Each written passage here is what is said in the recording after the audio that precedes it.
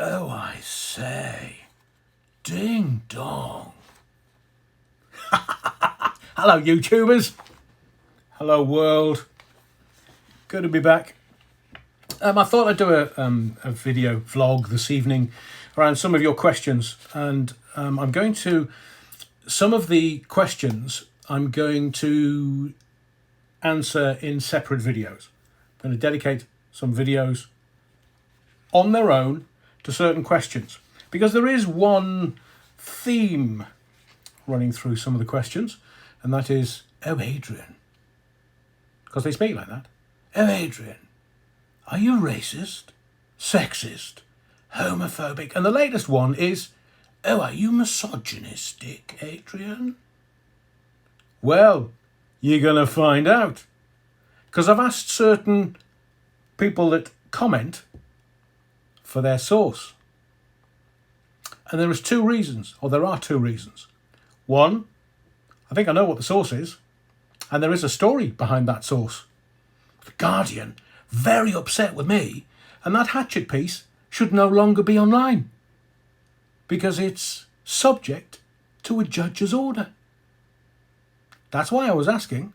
I'm not afraid to answer. I'll tell you the truth. I'll tell you where the sexist comment came from and the racism over asylum seekers.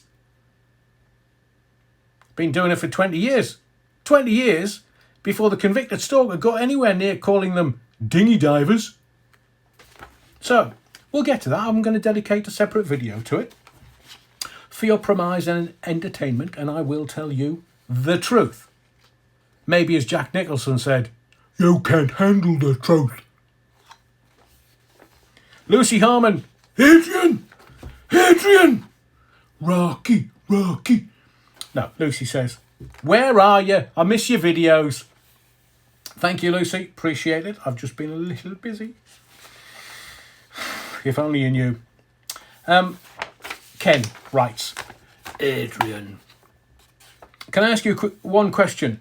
Sorry, I'm reading from these, so forgive me. Ken says, Adrian, can I ask you one question? Do you think that when Alex is released from prison, he will have a story to tell and earn a lot of money on the back of it? I'm not an Alex Belfield supporter and just watched his videos when lockdown was upon us. Many people did, Ken. Many people did, to give him credit.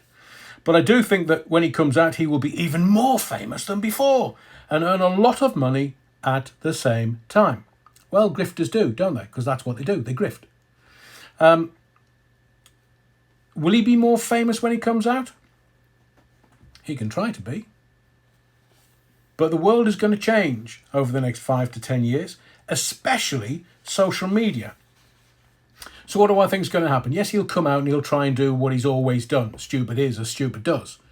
But I think he's going to be bankrupt in 2023. There are two very good reasons. Now, I'm going to say this again in a video, and I will keep repeating this until people get a grasping of it. He was going to court on a criminal case. Originally 14 charges, then they were brought down to 12. He was taken to criminal court. He thought that all he had to do was just look after himself and he could keep the money.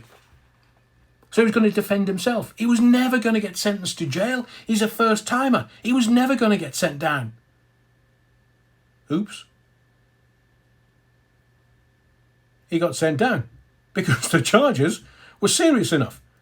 He was facing, and I'll say it again, 21 years inside prison if he was given the maximum sentence. He was given a quarter of that.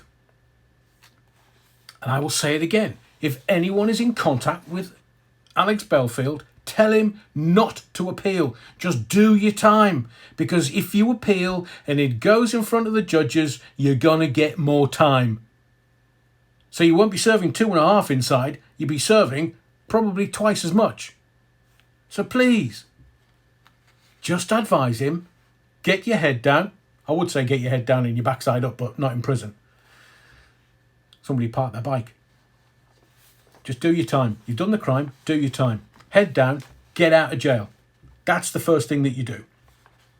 So I think he's going to be bankrupt in 2023. Why? Because of the criminal case? No, because of the 2 civil cases that's coming his way.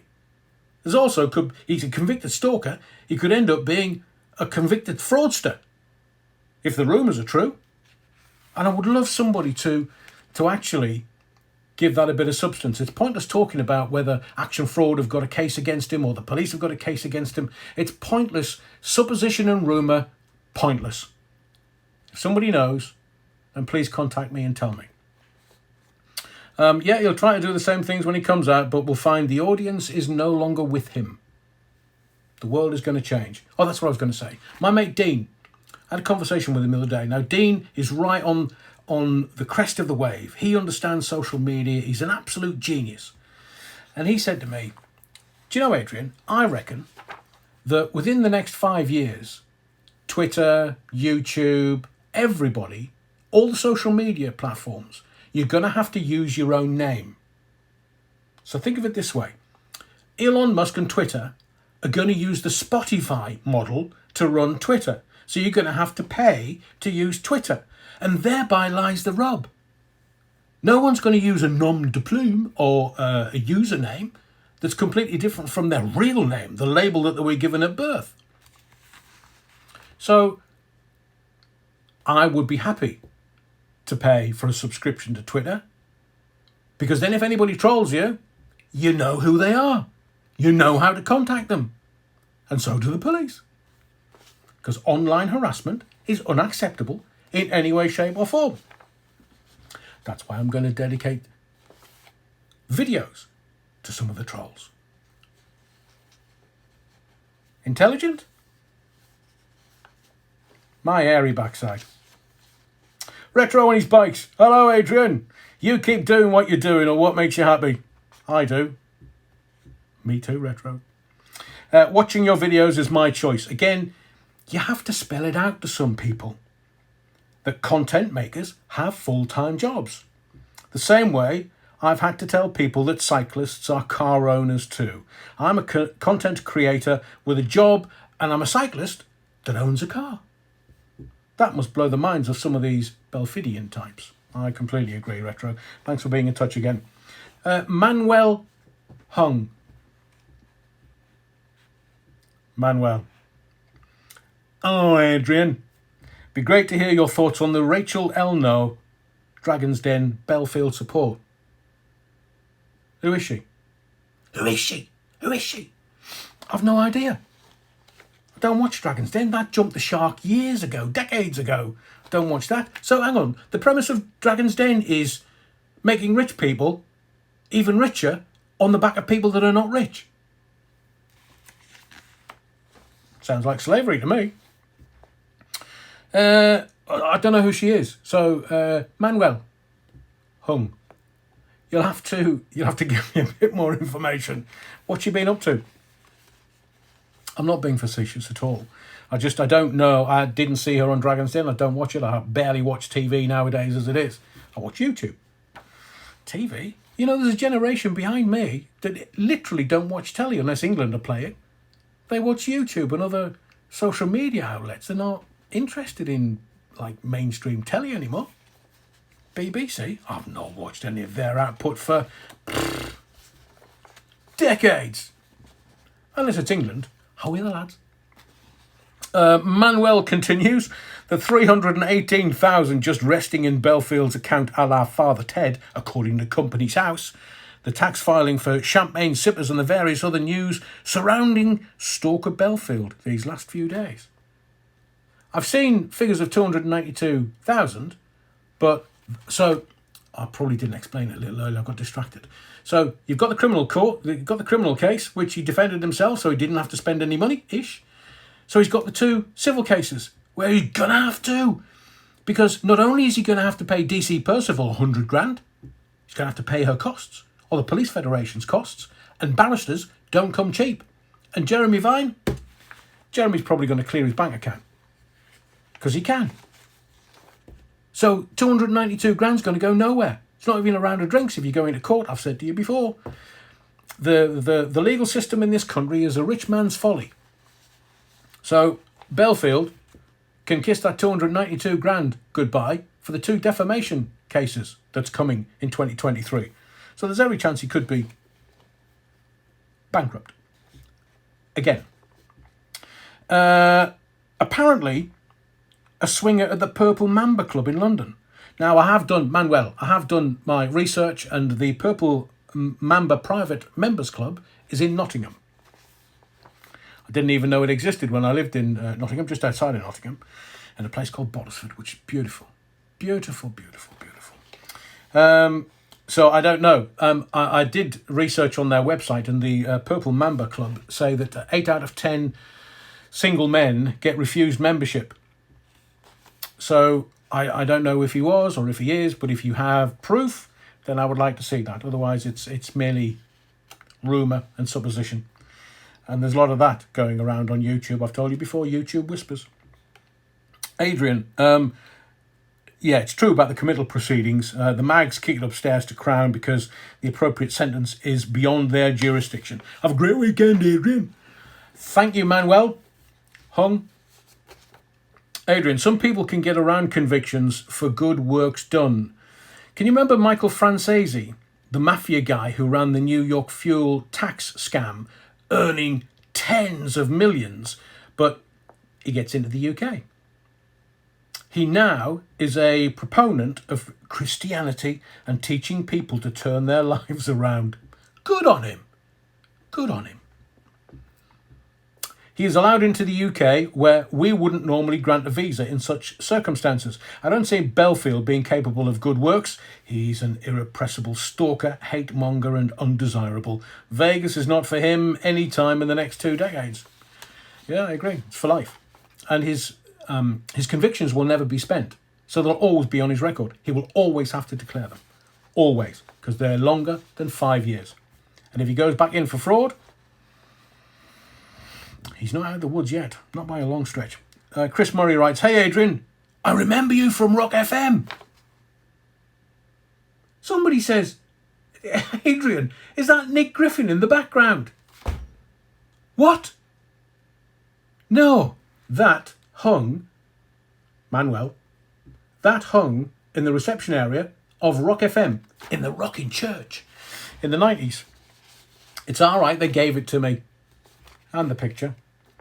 Remember you from Rock FM days, Adrian. Always tuned in your show and enjoyed it. Brilliant. Thank you very much, Chris. Do appreciate it.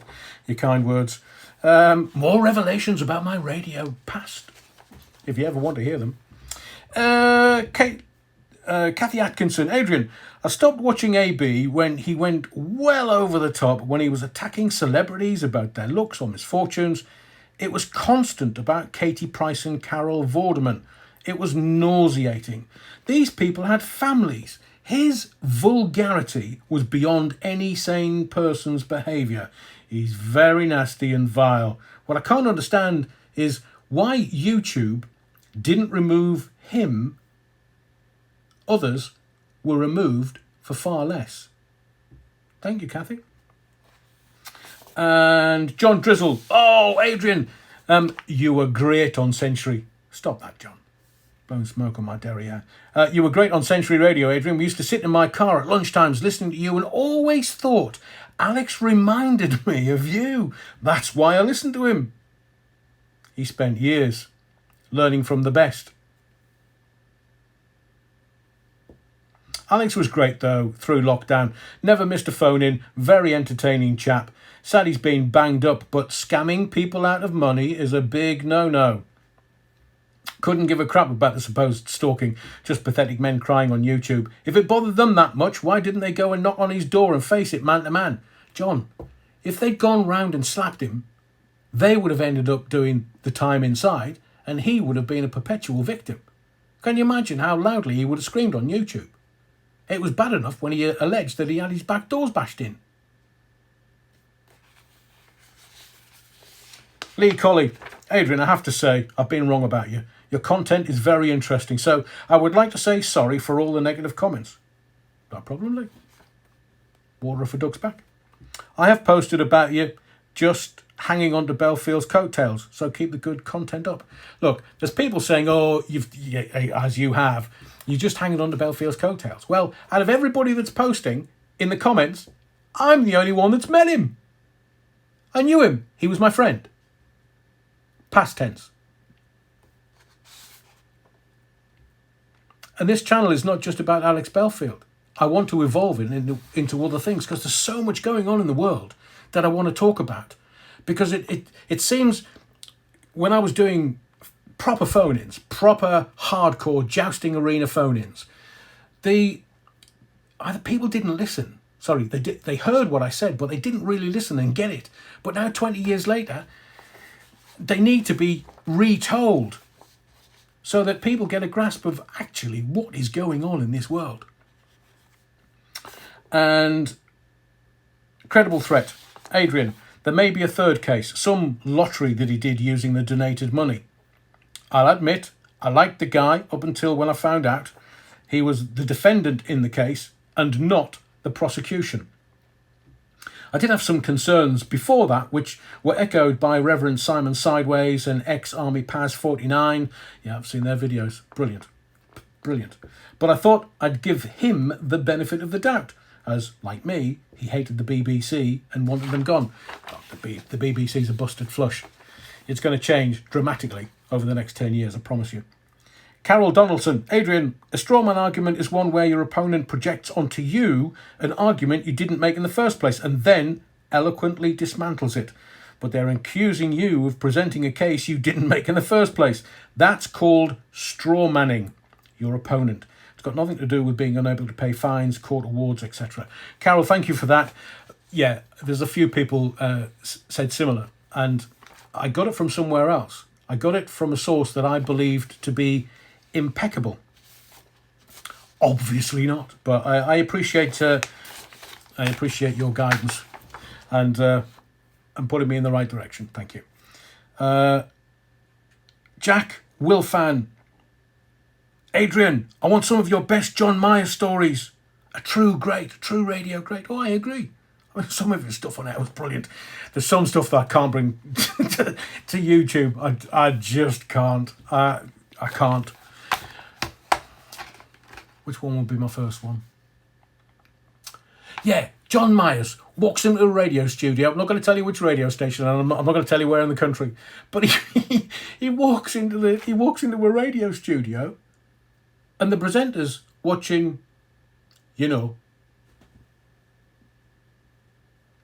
adult films on the monitor in the studio. And John walks in. Team, what are you doing? Oh, right, my boardroom the minute you come off air. My boardroom, upstairs. Sacked on the spot. Jack, I've got loads more. He was a proper character. There will never be anybody like John Myers again. Funny as. Especially when he used to come into the office and go, anybody got any Scooby snacks? What do you mean, John? I'm hungry. Oh, you want some food? Yeah, you got any? No, I haven't. You paying for lunch? He did take me out a few times. 843 the Bear. Oh, I could spend all night talking about John. Great character. 843 the Bear. Alex would often rant on about the police raiding his home without a warrant numerous times, but the police don't always need a warrant. If they were coming to his home to arrest him, then they are automatically allowed to search his home. They can search any property a person was in when arrested, and if that wasn't their home address, then once arrested, the police can get authority from an inspector to search their house. At no time under these circumstances is a search warrant ever needed. The only time the police would need a search warrant is to search a property for items when a person isn't yet arrested. Yet Alex would bleat on about Nottinghamshire police raiding his home unlawfully, whipping up support from his fans. So now you see, he still hasn't sued Nottinghamshire police, has he? No. And I do believe that if Nottinghamshire police had bashed his back doors down, or any doors for that matter, then he would have had video. He had the video camera on the cops that were outside of his house. and no evidence of having his back doors bashed in. Maybe they should have been more gentle. My name's Adrian Allen. Thank you for your likes, your subscriptions, but most of all your indulgence. Don't forget to ding the bell, and there'll be other videos coming very, very soon. I'll see you in the next video.